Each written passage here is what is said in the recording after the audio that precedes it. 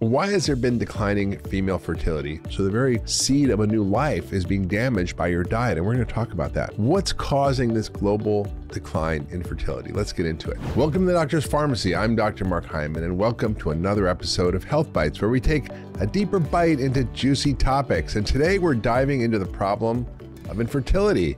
Now, chances are you or somebody you know has dealt with or knows somebody who's dealt with fertility issues. In fact, 1 in 6 couples worldwide experience infertility. What was once rare in humans is now very common. And so what's happened to create such an uphill battle for couples, and why have we become so increasingly reliant on expensive and invasive treatments such as in vitro fertilization? Well, the answer, my friends, lies in our modern day food system, our toxic environment, and our westernized lifestyle. From our ultra-processed diet to our sedentary lifestyle, to nutrient deficiencies, to too much stress and overload of toxic chemicals, an explosion of chronic disease, and lots more. We live in an environment that's rife with challenges, making conception more difficult than ever before. In today's episode, we're diving into what's driving this epidemic in fertility and how we can use the power of functional medicine to take a proactive approach using diet and lifestyle that'll often work without the need for expensive and emotionally exhausting infertility treatments. Now, for some couples, that may be necessary, but for many, they can be avoided. We're going to talk about the role of diet and treating the root causes of infertility for both men and women. And yes, you guys carry 50% of the weight. I've worked with many women and couples and helped them conceive without the need for fertility specialists, using the foundational principles of health optimization that form the basis of functional medicine. So let's dive in. Why does this matter? Well, we're facing an epidemic of inflammation that's driving hormone imbalances and infertility. Infertility is hitting record lows. Couples are struggling to conceive today. 1 in 6 couples, as I mentioned, is infertile. That's 17.5% of the global adult population. 12% of women between the ages of 15 and 14 struggle with infertility, affecting over 7 million American women. 1 in 4 women will experience a miscarriage or pregnancy loss. And the global decline in fertility rates to just above replacement levels is kind of scary, meaning we're not replacing the population. And this is in part driven by socioeconomic factors, women working, and other factors. But I think it's in large part due to the long-term consequences that are driven by inflammation and hormone imbalances that result from poor diet, our imbalanced lifestyle, from endocrine disrupting chemicals, and from chronic disease. And we're going to get into all that today and what to do about it, why it's causing a problem, what the science shows. And by the way, friends, all of the references, all the science I'm talking about in today's episode is in the show notes. So you want to dive in deep, you want to look at the science yourself, go ahead. Why has there been declining female fertility? Well, there's a number of reasons. Diet is a big factor. And one of the big dietary factors that's driving infertility, something called PCOS, or polycystic ovarian syndrome. And this is a condition that's not really an ovarian problem. It's related to insulin resistance or prediabetes. And when women get insulin resistance because of our high starch and sugar diet, it leads to a whole host of problems. And the primary factor that is going on in people with PCOS is anovulation, meaning you have a cycle, but you don't ovulate. So when you don't ovulate, you can't get pregnant, and that causes infertility. And this affects 8 to 13% of women of reproductive age. It is not something most women know they have. Up to 70% of women are not diagnosed. And it's mostly a dietary problem. Now, there's some other factors for sure. There's endocrine disrupting chemicals, but it's primarily a dietary problem that's caused by insulin resistance from our high starch and sugar diet. Another big factor that's on the rise is something called endometriosis, another cause of infertility. It affects roughly 10% of women, about 190 million women globally of reproductive age. It's a lot of women and girls. And it's an inflammatory disorder that actually some are now considering to be autoimmune. And we'll talk about what to do about that. Not only women are affected, but we're also seeing declining male fertility. Women tend to get all the blame for trouble conceiving, but it's not true. Men contribute to 50% of conception rates, miscarriages, and infertility cases. So sperm count is a problem. It's been declining at an accelerating rate, about 2.64% a year. And that's more than doubled since the 1970s. A man today has nearly 60% less sperm than his grandfather had. Think about that. Current projections suggest that sperm counts, if we see the current rates, which I don't think will go to zero, but the sperm counts could reach zero by 2045 if nothing is done to improve the status of men's health. So that's a scary thought.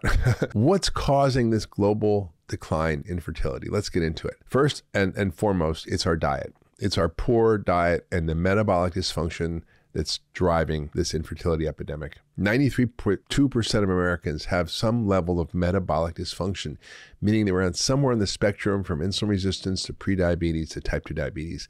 And this is the thing that screws up both men and women's fertility. Now, sex hormones are regulated by our diet. You may not have known that, but sex hormones are directly regulated by what you eat. And pretty much everything is regulated by what you eat, if you don't know by now listening to me. Ultra-processed foods and sugar and starch are causing massive shifts in our sex hormones, and that's driving the infertility crisis. Our SAD diet, or standard American diet, is 60% or more from ultra-processed foods. The average American consumes, anywhere you look at it, from 113 to 150 pounds of sugar and about the same amount of flour every year per person. That's almost a pound a day of sugar and flour per person. And that is not something we're used to eating. That's a pharmacologic dose of sugar that's causing dramatic hormonal shifts in our biology. The spiking sugar leads to high insulin levels. That leads to insulin resistance. And then we get blood sugar and hormone imbalances as a result. So what happens? What is the biology here for women? Let's talk about it. It's a little bit different for men and women. When women have high sugar and starch, it drives the insulin. That leads to increased androgen production. Androgens are testosterone. That leads to free testosterone being increased.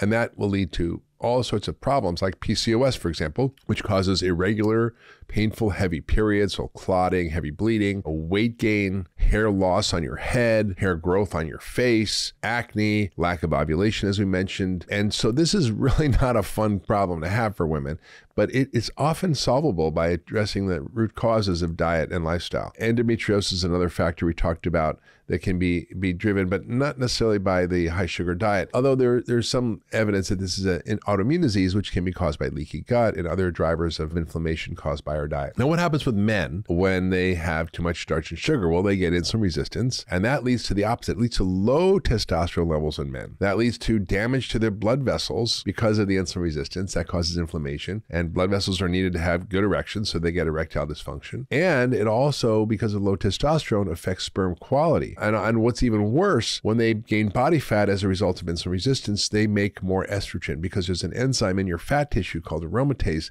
that converts testosterone to estrogen. So that's really bad. So they get higher body fat, they lose the hair on their bodies, and they have low sex drive, low sex function, low fertility, low sperm count, and the list goes on. So when you have this higher body fat, you get all these problems, and that leads to more inflammation. And then more inflammation for men and women leads to more infertility, more endometriosis, more PCOS, worse pregnancy outcomes, even if you're using IVF or advanced fertility treatments. Ovulation problems, as I mentioned. You get poor quality of eggs and sperm. So the very seed of a new life is being damaged by your diet. And we're going to talk about that. This can also lead to miscarriages. So inflammation can lead to that, and also birth defects. So all around, our toxic diet, lifestyle, and environmental toxins are driving so much of these problems. As I mentioned, inflammation is a big driver in fertility. So what's causing inflammation? Of course, inflammation, as you know, listening to me forever, driving almost every known chronic disease: heart disease, diabetes, cancer, dementia, autoimmune diseases, the list goes on, depression. And it's not just driving those things, it's driving fertility issues, right? So it's our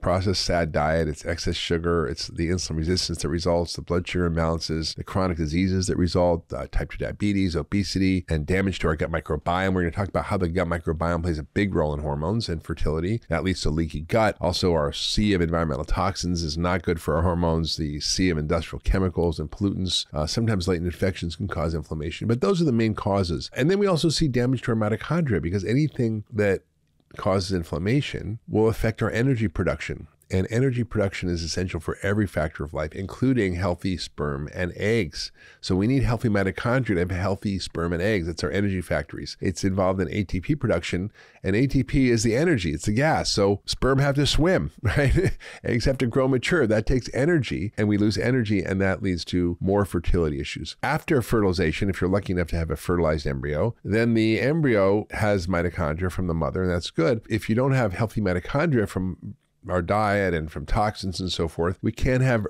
proper embryonic development. We can't have proper cell division and differentiation, which is necessary for the developing fetus to grow into a healthy baby. Also, sex hormone synthesis takes place in the mitochondria. So poor mitochondrial function is connected to hormone balance. The estrogen and progesterone are produced in special cells inside the ovaries, and these cells require mitochondria functioning at a good level to do this. Testosterone is also produced in cells called the Leydig cells, which contain a lot of mitochondria. Those are in your testicles, and that is necessary for producing testosterone. So you can see the whole hormone production cycle requires energy, and we do a lot of things that cause mitochondrial dysfunction. Again, our poor diet, it's all the same stuff, right? It's not like different things causing different problems. It's all the same stuff. It's our diet, nutrition, lack of exercise, insulin resistance, inflammation from all the causes, oxidative stress, chronic diseases, environmental toxins, all these things, aging, will affect the quality of sperm and egg. Microbiome, another big factor in causing infertility. Again, these things are not addressed. Think about it. Who's addressing mitochondria? Who's addressing inflammation? Who's addressing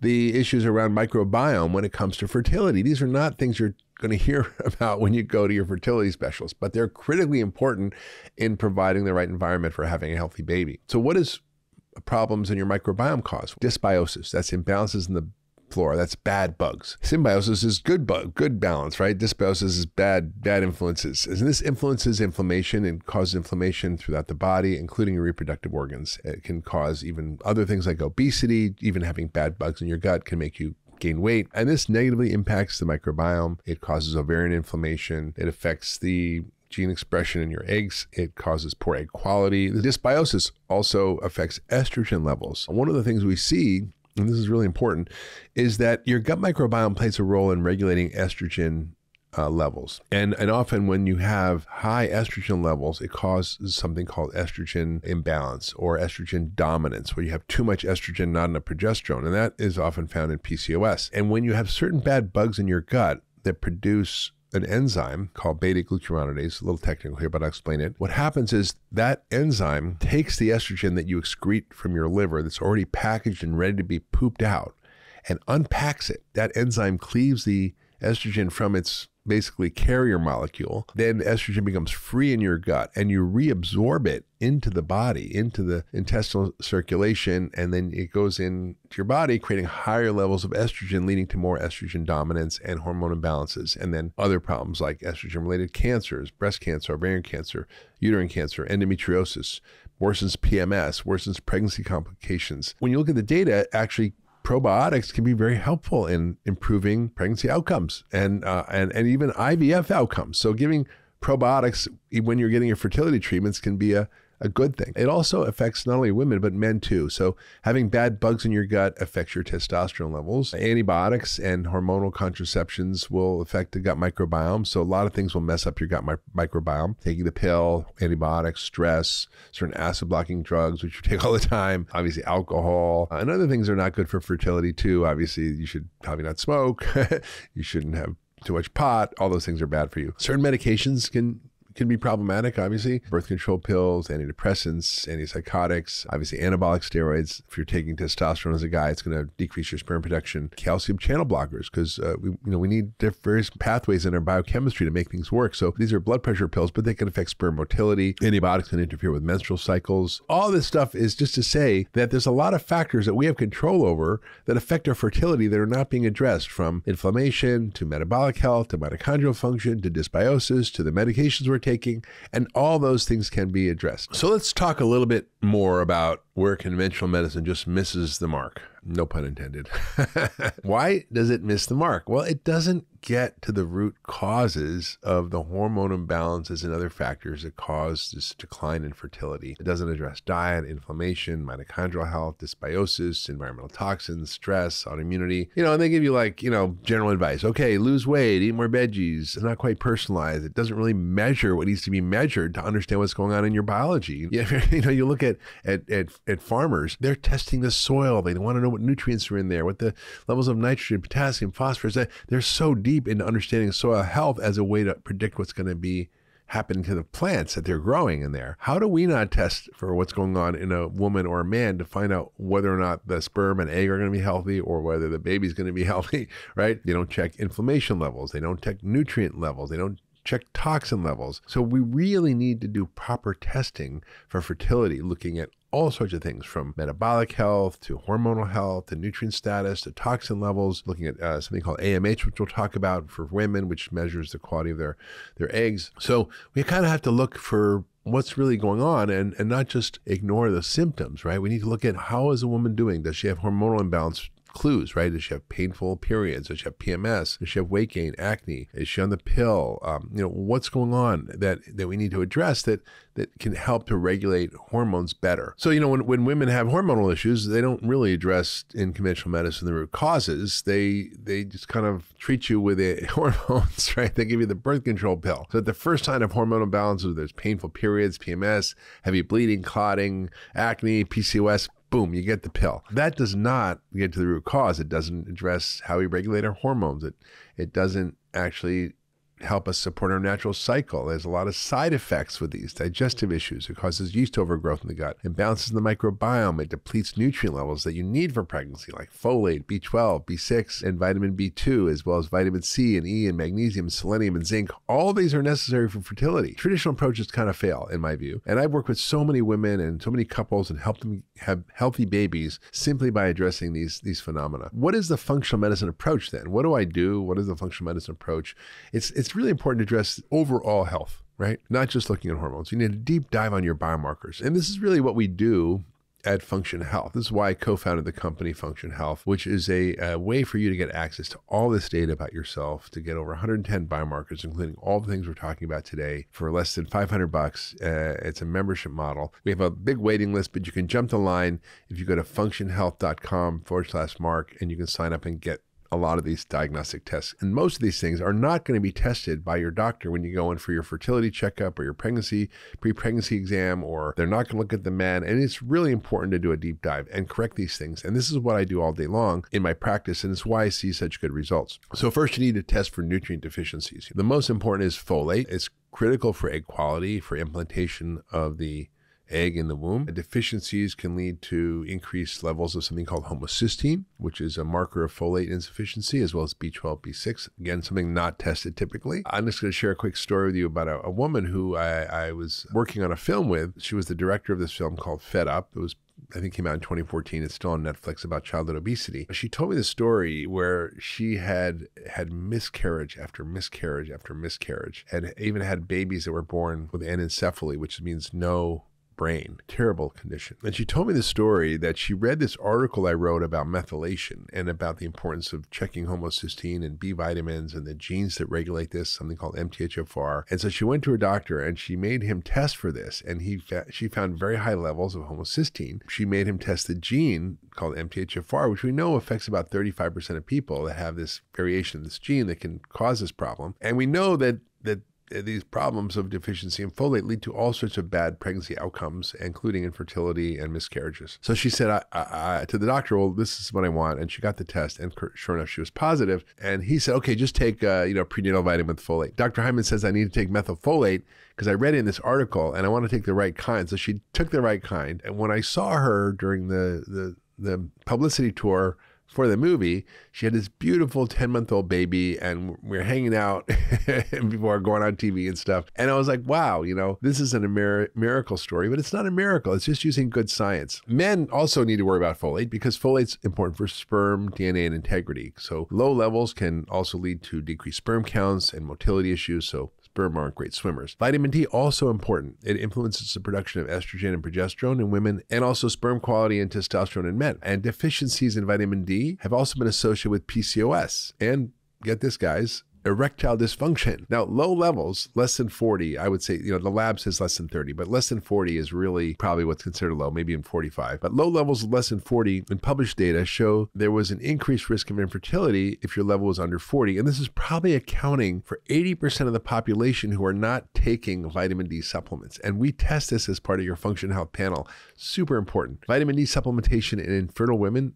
in another study, significantly increased clinical pregnancy rate outcomes and pregnancy outcomes. So just taking a simple vitamin D makes a huge difference. What about B12? B12 is another important one. It's required for the development of your nervous system, for DNA synthesis, for cell division, cell tissue, formation of new red blood cells. And if you don't have adequate levels of B12, it can affect ovulation. It can cause trouble with implantation of the embryo. And you can check your homocysteine levels as well, and also called methylmalonic acid, what we check with with Function Health Panel. And if you had high levels of homocysteine, it has high rates of miscarriage, as I mentioned in this recent story I told you. It increases the risk of birth defects, we call neural tube defects like spina bifida in the baby, and also affects sperm motility and concentration and prevents DNA damage. And B12 also has amazing benefits. It increases sperm motility, it increases the concentration of sperm, so you got more sperm, and it prevents DNA damage in the sperm, so you have healthier sperm. Homocysteine, an important thing to check in your blood, really important. As I mentioned, it can increase the risk of preeclampsia by threefold. This is a high blood pressure condition in pregnancy. It's very dangerous. And the best way to test for B6, B12, and folate is to measure your homocysteine level. What about iron? Iron, another important nutrient, really important because you get a lot of blood loss during menstrual cycles, and the deficiencies of iron are so common. It affects so many women. We saw so many people in our Function Health cohort that are iron deficient. This leads to problems with ovulation and ovulatory cycles where you don't ovulate. You can get anemia. You can have trouble with fetal development and making red blood cells. And get this, 35% of women, less than 50, are iron deficient. Over a third of women trying to get pregnant are iron deficient, and listen to all the bad things it does. The next thing that's important to test and measure, and it's important to understand, is omega-3 fatty acids. Now, there's a lot of reasons for that, but if you have omega-3s at adequate levels, it lowers inflammation, it lowers reproductive system inflammation, and it supports hormone function. Now, if you're a guy and you have omega-3s in your diet or from supplements, it affects sperm quality, sperm count, sperm motility, the amount of semen you make, your testosterone levels, and even the rates of in vitro fertilization. So just taking fish oil, right, or eating a lot of sardines can have all these benefits. For women, also important, it helps egg quality, endometrial health, which is the lining of your uterus, critical for implantation and maintaining an early pregnancy so you don't have a miscarriage. It helps uterine blood flow, helps the embryo implant, helps pregnancy rates, again, just from eating sardines or taking omega-3s. And 2/3 of adults are not meeting the dietary guideline requirements of 2 servings of fatty fish per week or 250 milligrams of EPA and DHA per day. This is from British Medical Journal Open. That's 2/3 who are not meeting the dietary guidelines. But the dietary guidelines are the minimum amount of something you need to not get a deficiency disease. So 90% plus, I'm sure, are low in this. And we know this from other data. Another important nutrient, magnesium. Again, all these things we test for, and your typical prenatal visit or your fertility visit will not be checking these things. Magnesium is critical because it balances estrogen and progesterone. It helps a lot with menstrual cycles and cramps, helps a healthy uterine lining. It helps with DNA synthesis and repair, helps with healthy egg production. And of course, it's the relaxation mineral because it makes everything in your body relax. So I call it the stress reduction mineral. And of course, stress adversely affects fertility. Magnesium helps with blood sugar control and insulin sensitivity, PCOS. Really important. It's also essential for sperm production, development of healthy sperm, and magnesium is really important because it's linked to sperm motility and qualities. All these nutrients play a role in reproductive health. What about zinc? Zinc is really important for ovulation in women and menstrual cycle, and if you don't have enough zinc, it can affect all these processes affecting fertility. For men, it's even more important. It's important for sperm quality, and sperm deficiency can lead to low sperm count and low testosterone levels, so that's not good. Selenium. Another important mineral, again, something we test for in Function Health. We can look at all these things. We can see what's going on. And selenium is important for thyroid function, which it regulates hormones necessary for fertility. In men, it's important for sperm motility and sperm health. And if you don't have enough selenium, it can impair these functions. And many soils are depleted in selenium. If we're not taking a multivitamin, selenium are often low. And again, it's something we can test for. So it's also important not just to check for nutrient levels, but also your hormone levels. So women, obviously, you want to check estradiol, which is the main female hormone, regulates the menstrual cycle, it prepares the uterine lining for pregnancy. And if you're having abnormal levels, it can kind of give you a clue that there's problems with the ovaries, with your menstrual cycle, fertility. Often infertility can be explained by what we call estrogen dominance. Estrogen dominance means you have too much estrogen, either relative or absolute, in relation to progesterone. And you get a lot of symptoms from that: heavy bleeding, breast tenderness, fluid retention, premenstrual migraines, PMS, blood clotting, fibroids. I mean, it's kind of a mess, and it's not normal. And there's a lot of causes for it: our high sugar starch diet, alcohol, environmental toxins, change in our microbiome, all things that we can treat. For men who are actually having high estrogen levels, which they can because they're eating a lot of sugar, starch, and alcohol, all that will increase men's estrogen levels. That will affect their fertility. So if you have high levels, it can disrupt the balance of testosterone. It affects sperm production. It makes you have low sex drive and erectile dysfunction and infertility and weight gain. So it's just bad news. As I mentioned, the fat tissue is a site that has this enzyme called aromatase, and it converts testosterone to estrogen. And that can lead to all sorts of problems with men, like I mentioned, like loss of body hair, libido, low, all the things we talked about. And it's really driven by a high sugar, high starch, ultra-processed food diet. Another important hormone to check is progesterone. And really important for women. This is called progesterone for a reason. It's the gestational hormone, and it prepares the uterine lining for an egg, and it supports early pregnancy. So you need adequate progesterone, and often women don't have this, particularly in their later reproductive years. And if you have low levels after ovulation, it can affect your ability to maintain a pregnancy or to conceive. So it's really important, and you want to look at the estrogen progesterone ratio. You want to test it at the right time of the cycle, usually about 18 to 23 days of your cycle, and that'll give you a sense of where you're at. And there's a lot of things you can do to regulate that. We're going to talk about all those things, how to treat these, because it's one thing to know about it. It's another thing, what do you do about it? And we're going to get into what to do. So stay with me. I know this is long. You can skip to the end if you want, but I'm giving you the science behind this because I want you to understand how this is so important for us to understand as a way of addressing our infertility crisis. And it's the stuff that's being missed by traditional medicine and that you're not getting when you go to your typical gynecologist or OB or fertility specialist. Now, what about testosterone? Another important hormone. Affects women's sex drive, particularly around the time of ovulation, which is women get testosterone too, by the way. If you have high levels, too much, it can be bad, right? PCOS, it can lead to this hyperandrogenism, facial hair, loss of hair on the head, and so forth, acne, all androgenic symptoms, metabolic dysfunction from the PCOS, insulin resistance, type 2 diabetes. So really important. For men, obviously testosterone is really important. It's critical for male fertility, for sperm production, for functioning of your penis, for maintaining an erection. It influences the production of something called nitric oxide, which is really important. It's a chemical that helps relax blood vessels, and particularly in the penis. Viagra is actually works by that mechanism, so you're kind of probably familiar with it. It improves blood flow, and it's really critical for achieving and maintaining an erection. If you have low levels, it can lead to low libido, poor sperm quality, and erectile dysfunction. So all this is really important. Men need testosterone at the adequate levels, and sometimes they need replacement. We look at other hormones too, like LH, which is the luteinizing hormone. These come from the brain. The pituitary, they trigger ovulation. They cause the release of the egg from the ovary. And if you're imbalanced with this, it can affect ovulation. And the ratio of LH and FSH, which is the follicle stimulating hormone, super important, because if you have a high LH to FS ratio, it's probably a clue you have PCOS, which you really need to deal with. These are not just female hormones, okay?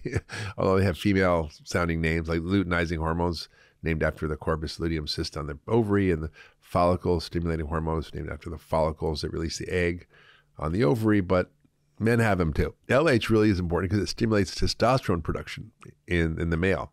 And you can have abnormal levels, and that can affect sperm count. Follicle stimulating hormone, also important in regulating menstrual cycle and the growth of the eggs in the ovary, so it stimulates the egg growth. Abnormal levels of FSH can indicate issues with low ovarian reserve or function and affect the chance of conception. For men, FSH improves spermatogenesis. So LH increases testosterone, FSH increases the production of sperm. Now, high levels can be a problem because it may mean that your testicles aren't working, so you need to make high levels by trying to make it more, whereas low levels can often signal other issues, maybe a pituitary problem. So you can really tell what's going on with the men too from these hormones. Prolactin, another hormone, it's related to fertility. It could be from a benign tumor in the pituitary gland, but often needs to be addressed. Another hormone we look at is DHEA, which is an androgenic hormone, a precursor of testosterone and also estrogen. It's typically elevated in PCOS, and it can be a factor also indicating stress response.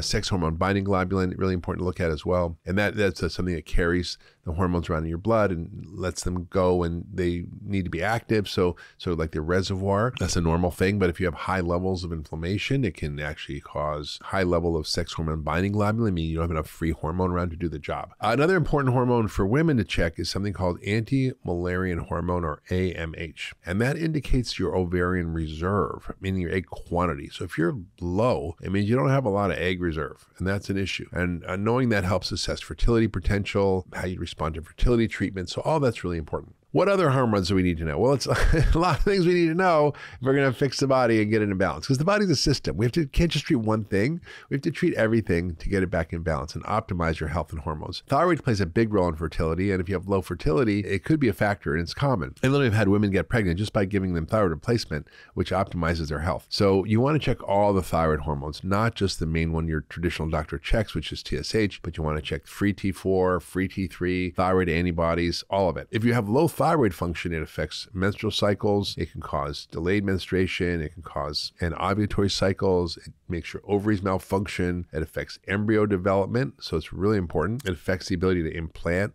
a baby. Thyroid disorders can be really a problem, and they can lead to menstrual issues, fertility issues, and they can disrupt egg production, the release of eggs from the ovaries. They can increase your risk of miscarriage, and as I mentioned, developmental issues. So it's really important for women to check this, and it has to be done before you get pregnant.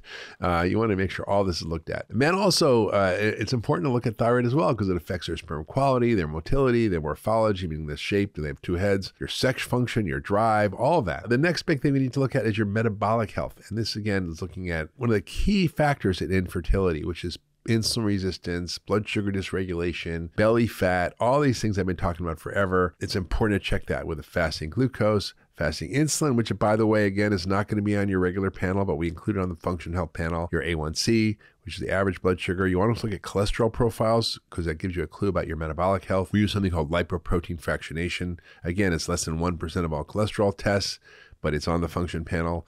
That gives a sense of whether or not you're insulin resistant. Cortisol, looking at stress hormones, inflammation markers like CRP. We look for environmental toxins like heavy metals, lead, mercury, and so forth. So now we've covered what causes infertility. We talked about some of the most important diagnostic tests you need to do to figure out what's going on in your body and what to fix. But now let's talk about what to do to increase your chances of conception and having a healthy baby. And it's stuff that we all have control over, right? We're going to start with our diet and lifestyle. So what should we be eating? Basically the same thing as we eat for everything else. It's not like there's one diet to prevent diabetes and another to prevent cancer and another for preventing dementia and another for infertility. I mean, it's basically the same stuff, right? It's eating whole, real food. Focus on nutrient density. Have high quality protein like grass-fed beef, lamb, or venison, full of nutrients like zinc, selenium, all the things we talked about, iron, CoQ10, beef liver, that's good too if you like it. Wild-caught fish, but small fish like the smash fish, salmon, anchovies, mackerel, herring. And they all include great nutrients like omega-3s, vitamin E and selenium, which we talked about. Shellfish like clams and oysters are great B12 zinc sources. Pasture-aged eggs and egg yolks with B12, folate, choline, poultry, all great. Bone broth is great. Collagen, glutamine, glycine, amino acids, really important. Grass-fed yogurt, if you can get it from sheep or goat, that's better. Lots of vegetables, lots of fruits and vegetables, some whole grains, legumes. If you're really insulin resistant, be careful with the grains, but many people can do well with them. Lots of antioxidants in your diet, right? You want to have all the colorful polyphenols, all the antioxidants from all the colorful fruits and vegetables. And the studies showed that antioxidants can actually increase male fertility fourfold, and they can increase the chance of a successful pregnancy by up to 5 times. Think about that. Just having high levels of antioxidants in your diet can increase the chance of a successful pregnancy by 500%. If you're going to eat food that has a lot of these phytochemicals, that's good, but make sure you have organic when possible. You can use the EWG guide to help optimize your intake for the Dirty Dozen and Clean 15 fruits and veggies. You also want to have lots of good fats in your diet, olive oil, avocados,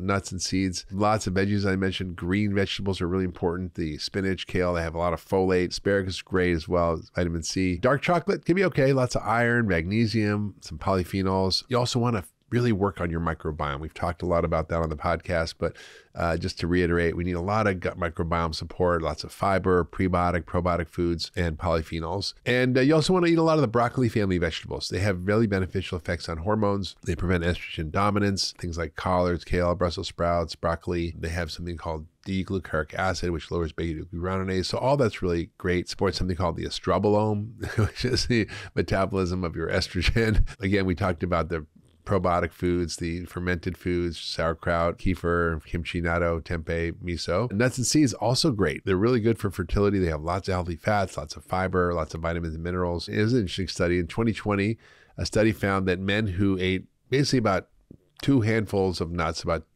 2 servings a day of mixed nuts without changing any aspect of their processed diet for just 14 weeks. They had beneficial effects on their DNA methylation, on sperm count, on size, the motility, the viability of their sperm. That's pretty darn cool, just from 2 handfuls of nuts. So, eat your nuts. They're also a great source of vitamin E, which is really important for protecting the sperm membrane against oxidative stress. Again, whole grains and beans are great if you can tolerate them, with lots of fiber that help the microbiome. I prefer gluten-free grains like black rice, wild rice, teff, Amaranth, buckwheat, quinoa, millet, various beans that can be helpful. Herbs and spices are great for you. Lots of phytochemicals in those. Balancing your blood sugar, another critical aspect of your diet. You know, having protein, fat, and veggies is the best way to do that. Lots of fiber at every meal. Obviously, getting off the ultra-processed food, starch, sugar, all the liquid sugar are really bad for you. Soda's really bad. Exercise, you know, go for a walk after eating. You know, I had a nice big dinner last night. We went for like a half an hour walk after dinner. Really helps sequester all the sugar in your muscles, prevents it from getting stored. Make sure you do resistance training, get more muscle. It helps boost glucose absorption and insulin sensitivity. Again, we're trying to make you insulin sensitive because that's going to help fertility. Really big deal. And who knows, maybe even want to try a glucose monitor to see how you're doing, because that's a big factor for fertility. You can try levels, go to levels.link / I think Hyman or Mark or something. Check it out. I will put in the show notes. You can try out the glucose monitor. Get off all the inflammatory foods, all the beverages that are bad for you, right? Ultra-processed food, high fructose corn syrup, sugar-sweetened beverages, refined grains and flours, all the toxins that, you know, eat organic when you can. Get rid of glyphosate, trans fats, get rid of all the low-quality fats in your diet, the refined oils. Gluten is typically bad for most people and inflammatory. Corn, processed soy, all that stuff. Conventional dairy, just get rid of it. Caffeine can be okay. You want to make sure you're not doing it while you're pregnant, particularly coffee, green tea, black tea. It can also wear out your adrenals. Alcohol, definitely a no-no if you want to get pregnant. And get rid of all the environmental chemicals you can from your life. I read a book years ago by Theo Colburn. It's called Our Stolen Future. And it was really a shocking book because it outlined the impact of these endocrine disrupting chemicals from petrochemicals, plastics, BPA, phthalates, dioxin, pesticides. You know, the name goes on and on. These things are just everywhere. There's, I don't know, 80, 100,000 of these things around, and they're awful. But what we're learning now is that they have huge endocrine disrupting effects. They have huge effects on fertility. They're causing hermaphroditism in animals. They're affecting egg quality and shells and birds. They're creating all sorts of issues in the animal population and also in the human population. I'm not going to get into too much detail on all these, but I've talked a lot about them before. We'll have it all in the show notes, but I'm just going to list a few of the important ones. BPA is one of the worst ones. It's used in the production of plastics, epoxy resins. It's one of the worst endocrine disrupting chemicals, and it makes a bad scene for men and women trying to get pregnant. It inhibits sperm motility, it decreases ATP, it binds to estrogen receptors, affects all kinds of epigenetic effects, lifelong transgenerational impacts on your baby, on the baby's baby. It's just bad. It really damages all of the things we want to protect, like female reproductive organs, affects follicle loss, inhibits the embryos from implanting, and impairs the reproductive cycle. So how do you get rid of all this stuff, right? You've got to just be smart. You got to get rid of all the plastics in your life as best as possible. Don't use plastic storage containers. Don't buy stuff in plastic. Don't drink stuff in plastic. You know, use glass, use metal. Don't heat anything, obviously, in a food or drink in a plastic container.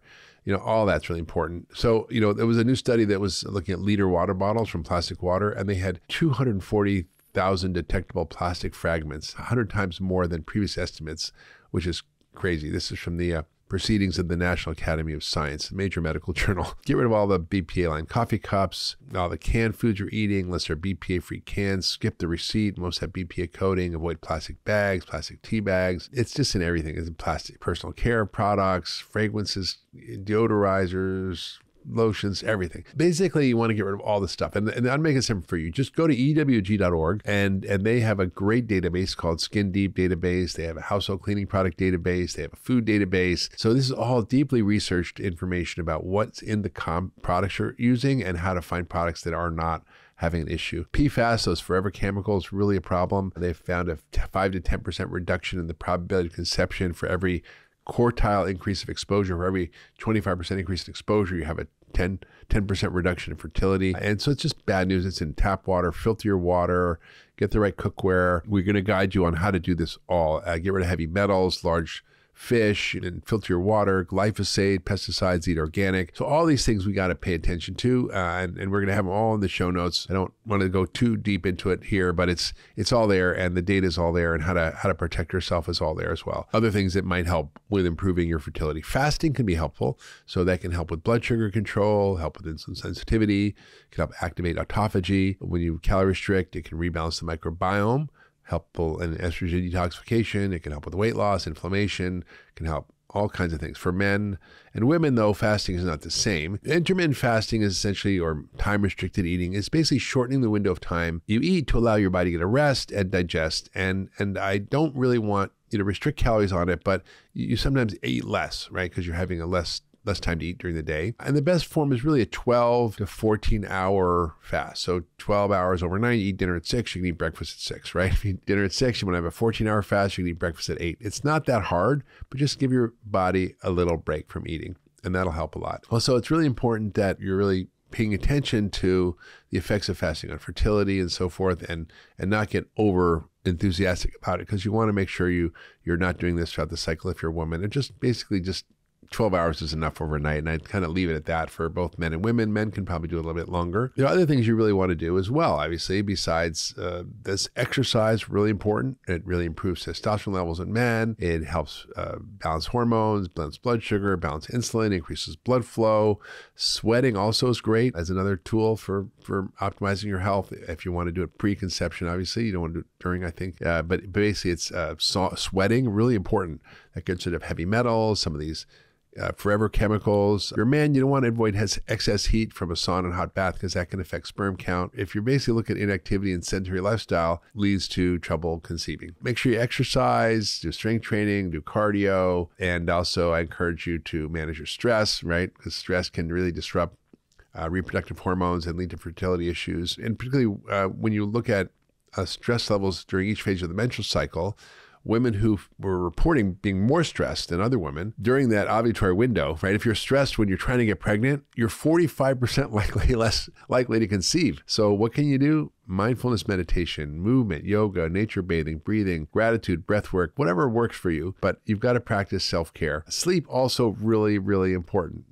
Getting quality sleep, having regular circadian rhythms really, really helps. And I have a sleep masterclass we'll link to. The guidelines on how to optimize your sleep are in our show notes, but you don't want to have a set bedtime. You don't want to be on screens before. You don't want to eat before bed 2 or 3 hours. You want to avoid snacks high in sugar and carbs anyway. Get at least 7 to 8 hours a night. Get sunlight in the morning. Basic stuff. Now, what about supplements? Supplements are really important before you're trying to conceive, not just when you get pregnant. So your prenatal vitamins should start at least 3 to 6 months before conception. You want the right prenatal vitamin with the right nutrients, the right type of nutrients. For example, not regular folate, not folic acid, but you want 5-methylfolate. And 40% of the population, about a third to a little more, has this mutation or variation in this gene called MTHFR that impairs the body's ability to utilize synthetic folic acid, which is found in prenatal vitamins. So you'll be taking this prenatal vitamin, but up 35 to 40% of you can't actually turn it into something your body needs to regulate your hormones. So you want methylated B vitamins like methylcobalamin, lots of omega-3s from clean sources, probiotic, really important to help your microbiome, vitamin D3, we mentioned all the reasons why, iron, so you're not iron deficient. And for men, you also want it as well, right? You want hormone supporting nutrients for men. Men also need to take prenatal vitamins. Surprise. You need to have a number of different things that can be very helpful. For example, a full spectrum multivitamin, vitamin D, omega-3s, folate, B12, antioxidants, zinc. CoQ10 is better for men's sperm production. N-acetylcysteine boosts glutathione, but also helps sperm quality, sperm volume, motility, viscosity in infertile men. Carnitine can be helpful as well, and maca, which also improves sperm parameters. That's an herb. And these are found in really good quality prenatal vitamins, but you need to find the right ones. A brand I love is called We Natal. We as in his and her, right? So there's men and women's prenatal vitamins. That's why it's called We Natal. We'll put a link in the show notes and check them out. As you've come to see, fertility is a huge crisis in our society. We're seeing declining birth rates, fertility rates. Many couples struggle to have babies. The science is pretty clear about why we're seeing this. Traditional medicine doesn't do a good job of sorting through the root causes, which we've talked about, anything that drives inflammation, our processed diet, our environmental toxins, our microbiome, our mitochondrial dysfunction. And there's simple ways to reduce your exposure to things that are causing imbalance by changing your diet, by reducing your toxin exposure, by taking the right nutrients, making sure you get the right testing to see what's going on for you, because you want to know what's going on inside your body. You want to look under the hood, and you're not getting those tests from your traditional checkup. You can go to functionhealth.com/Mark to skip the wait list and get all these diagnostic tests for both the men and the women to see what's really going on. You can use those insights to help optimize your health and hopefully have a healthy, happy baby. If you love that last video, you're going to love the next one. Check it out here.